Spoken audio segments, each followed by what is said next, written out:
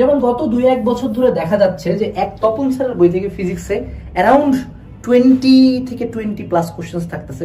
হাজারি স্যারের অনুশীলনী থেকে তারা 25টার মধ্যে 17 থেকে 20টা কোশ্চেন তুলে দিতে পারতেছে। আবার বিভিন্ন বায়োলজি রাইটারের অনুশীলনী থেকে আমরা কোশ্চেন কমন পাচ্ছি ভালো পরিমাণে। অর্থাৎ মিনিমাম অফ প্রতি বছরের লাস্ট বেশ কয়েক বছরের কোশ্চেনে অ্যারাউন্ড 40 to 50% কোশ্চেন বিভিন্ন writer, I repeat not some fixed writers, বিভিন্ন রাইটারের অনুশীলনী থেকে তুলে দেওয়া হচ্ছে। Is it a good thing or bad thing? দেখো, এটা নিঃসন্দেহে গুড থিং যারা প্রিপারেশন নিচ্ছে তাদের জন্য। বাট তারপরেও কেন, মানে আমি যদি জানি যে 40% কোশ্চেন আমার অনুশীলনী থেকে দেওয়া থাকবে, মানে লিটারালি আমি কোশ্চেন জানি মেডিকেল ভর্তি পরীক্ষায় কি আসবে, তারপরেও কেন মানুষজন চান্স পায় না, আই ডোন্ট নো। এটার একটা ফ্যাক্টর আছে। ফ্যাক্টরটা হলো বাঙালিকে আসলে বললে বাঙালি শুনে না। যেমন মেডিকেল কোচিং এর সময় তুমি যদি কাউকে বলো যে এই কোশ্চেনগুলো আমার ঠাড়া মুখস্থ করো, কয় সব কোশ্চেন মুখস্থ করতে হবে, সব রাইটার বাজার অনুশীলনী মিলে হার্ডলি 1000 থেকে 2000 কোশ্চেন হবে। এই 1000 থেকে 2000 কোশ্চেনও অনেকে পড়ে না, কিন্তু ওকে একটা বড় ক্লাস করতে দিবা, ও করতেছে, 7-8টা বই দিয়ে দিবা, ও পড়তেছে, বাট যতটুকু কাজের এটা সে করে না। তো এটাই মনে রাখবা যে যদি আমার কিছু ফিক্সড আইটেম পড়ে আমি কমন পাই, ওয়াই নট?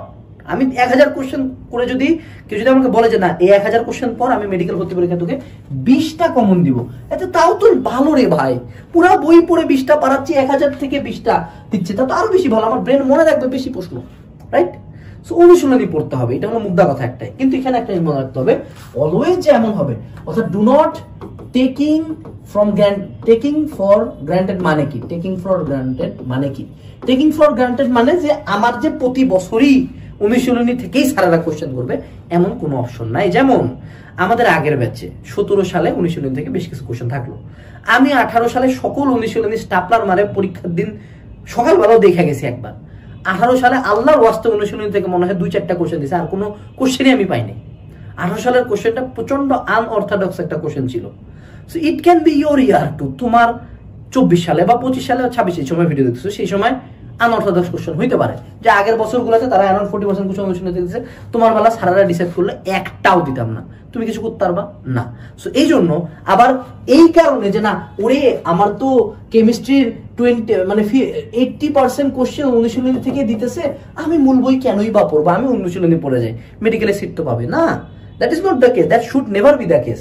তোমার বেলা কোশ্চেন কি হবে শুধুমাত্র মহান আল্লাহ তাআলা জানেন, আর যে স্যার কোশ্চেন, স্যার তো একজন করেন না, যে স্যারেরা বা ম্যাডামরা কোশ্চেন করেন তারা জানেন।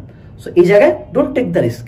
হ্যাঁ, এটা পড়লে কমন পাবো, পড়বো এই জন্য আলহামদুলিল্লাহ, বাট এটা পড়ছি দেখে অন্য বই পড়বো না, আমি এরিয়া মার্কিং করে কোনো এই সব বই টই দেখবো না, এটা কখনো হবে না। যদি এমনই হইতো যে শুধু অনুশীলনী পড়ে মেডিকেলে চান্স পাওয়া যায়, তাইলে সবাই ডাক্তার হইতো, হয় না? এটা আসলে that doesn't work like that.